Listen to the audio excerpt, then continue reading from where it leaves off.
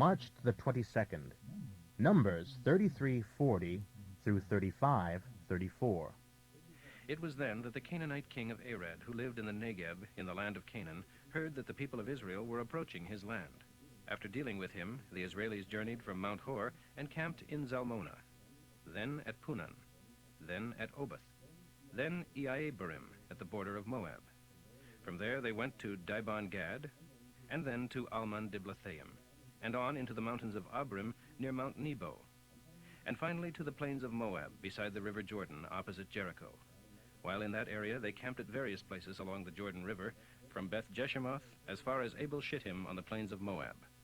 It was while they were camped there that the Lord told Moses to tell the people of Israel, "When you pass across the Jordan River into the land of Canaan, you must drive out all the people living there and destroy all their idols, their carved stones, molten images, and the open-air sanctuaries in the hills where they worship their idols. I have given the land to you. Take it and live there. You will be given land in proportion to the size of your tribes. The larger sections of land will be divided by lot among the larger tribes, and the smaller sections will be allotted to the smaller tribes. But if you refuse to drive out the people living there, those who remain will be as cinders in your eyes and thorns in your sides, and I will destroy you as I had planned for you to destroy them." The Lord told Moses to tell the people of Israel, "When they come into the land of Canaan, I am giving you the entire land as your homeland. The southern portion of the country will be the wilderness of Zin, along the edge of Edom. The southern boundary will begin at the Dead Sea and will continue south past Scorpion Pass in the direction of Zin. Its southernmost point will be Kadesh Barnea, from which it will go to Hazer-Ader and on to Asman. From Asman, the boundary will follow the Wadi el-Arish down to the Mediterranean Sea. Your western boundary will be the coastline of the Mediterranean Sea. Your northern border will begin at the Mediterranean Sea and will proceed eastward to Mount Hor, then to Lebo-Hamath and on through Zedad and Ziphron to Hazer-Enan. The eastern border will be from Hazer-Enan south to Shepham, then on to Riblah at the east side of Ain. From there it will make a large half-circle, first going south and then westward until it touches the southernmost tip of the Sea of Galilee, and then along the Jordan River, ending at the Dead Sea." "This is the territory you are to apportion among yourselves by lot," Moses said. "It is to be divided up among the 9½ tribes, for the tribes of Reuben and Gad and the half-tribe of Manasseh have already been assigned land on the east side of the Jordan opposite Jericho." And the Lord said to Moses, "These are the names of the men I have appointed to handle the dividing up of the land: Eleazar the priest, Joshua son of Nun, and one leader from each tribe as listed below. Tribe Judah, leader Caleb son of Jephunneh. Tribe Simeon, leader Shemuel son of Ammihud. Tribe Benjamin, leader Elidad son of Chislon. Tribe Dan, leader Buckai son of Joglai. Tribe Manasseh, leader Haniel son of Ephod. Tribe Ephraim, leader Kemuel son of Shiftan. Tribe Zebulun, leader Elizaphan son of Parnach. Tribe Issachar, leader Paltiel son of Azan. Tribe Asher, leader Ahihud son of Shelomai. Tribe Naphtali, leader Pedahel son of Ammihud. These are the names of the men I have appointed to oversee the dividing of the land among the tribes." While Israel was camped beside the Jordan on the plains of Moab, opposite Jericho, the Lord said to Moses, "Instruct the people of Israel to give to the Levites as their inheritance certain cities and surrounding pasture lands. These cities are for their homes, and the surrounding lands for their cattle, flocks, and other livestock. Their pasture lands shall extend outward from the city walls for 1,500 feet in each direction. Thus there will be 3,000 feet between the boundaries, with the city in the center. You shall give the Levites the 6 cities of refuge where a person who has accidentally killed someone can run and be safe, and 42 other cities besides. In all, there shall be 48 cities with the surrounding pasture land given to the Levites. These cities shall be in various parts of the nation. The larger tribes with many cities will give several to the Levites, while the smaller tribes will give fewer." And the Lord said to Moses, "Tell the people that when they arrive in the land, cities of refuge shall be designed for anyone to flee into if he has killed someone accidentally. These cities will be places of protection from the dead man's relatives who want to avenge his death. For the slayer must not be killed unless a fair trial establishes his guilt. 3 of these 6 cities of refuge are to be located in the land of Canaan, and 3 on the east side of the Jordan River. These are not only for the protection of Israelites, but also for foreigners and travelers. But if someone is struck and killed by a piece of iron, it must be presumed to be murder, and the murderer must be executed. Or if the slain man was struck down with a large stone, it is murder, and the murderer shall die. The same is true if he is killed with a wooden weapon. The avenger of his death shall personally kill the murderer when he meets him.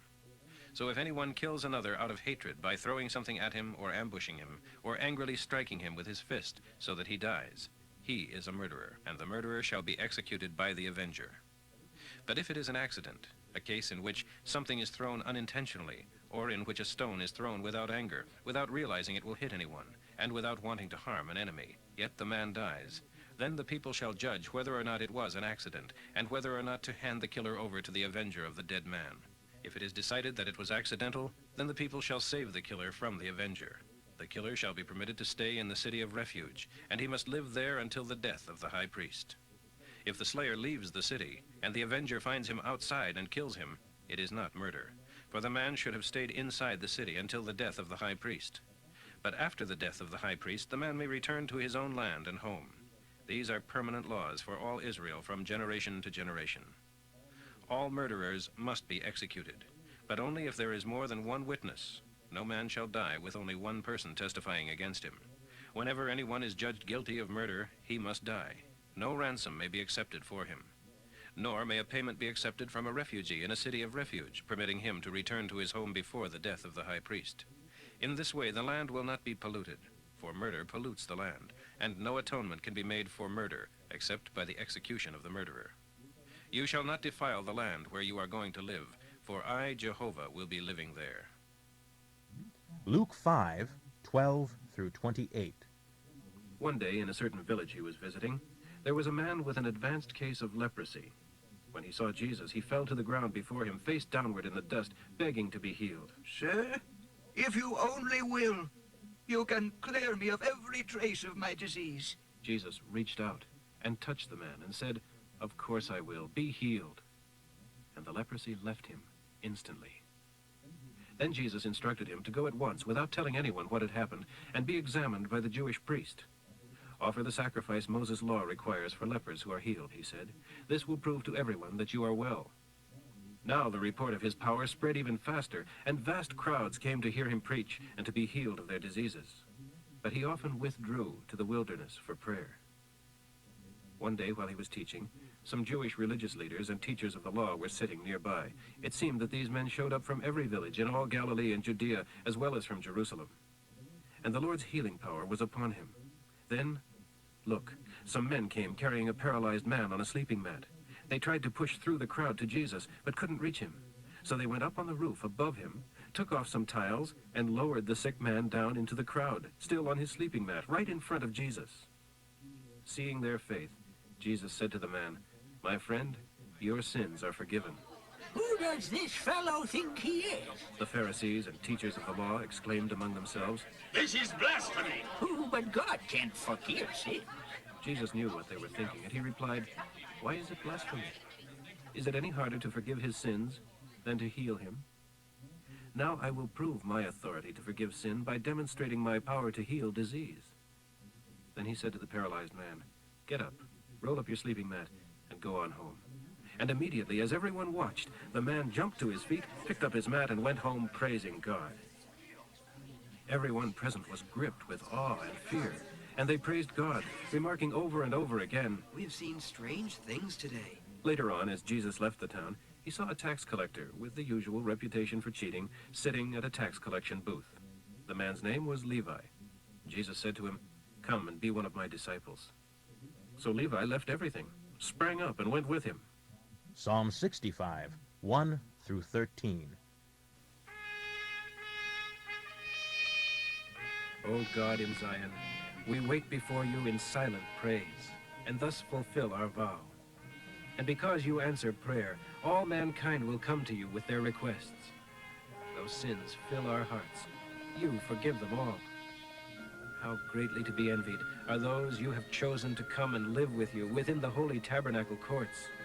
What joys await us among all the good things there. With dread deeds, and awesome power, you will defend us from our enemies, O God who saves us. You are the only hope of all mankind throughout the world and far away upon the sea. He formed the mountains by his mighty strength. He quiets the raging oceans and all the world's clamor.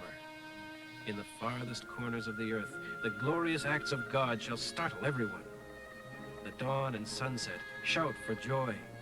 He waters the earth to make it fertile. The rivers of God will not run dry. He prepares the earth for his people and sends them rich harvests of grain. He waters the furrows with abundant rain. Showers soften the earth, melting the clods and causing seeds to sprout across the land. Then he crowns it all with green, lush pastures in the wilderness. Hillsides blossom with joy. The pastures are filled with flocks of sheep, and the valleys are carpeted with grain. All the world shouts with joy and sings.